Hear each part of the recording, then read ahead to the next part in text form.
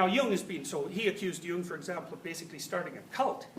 And I can understand that, but what I found so amusing about Noel's book is that what Jung was actually up to was so much more terrifying than a mere cult. That it was sort of like accusing like a serial killer of stealing a loaf of bread. It's like, yeah, well, maybe he stole a loaf of bread, but compared to what he was actually up to, it's really not relevant. So, I mean, Jung was trying to bring the primordial imagination back into the world, and to make people conscious of it. It's like, whew, that's something, man. Really, that's really something. So, that reading, I read everything Jung wrote, except the books that were like published after his collected works. I read some of those.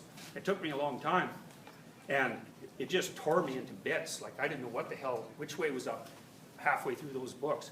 I mean, Nietzsche's bad enough, because Nietzsche will set out to destroy your presuppositions. In fact, I have a client right now who's being left like depressed for like 5 years because he wasn't particularly educated, and he, started reading Nietzsche, and he had been a Christian, and he thought, well, I'm a Christian, I can take on Nietzsche. It's like, no, you can't.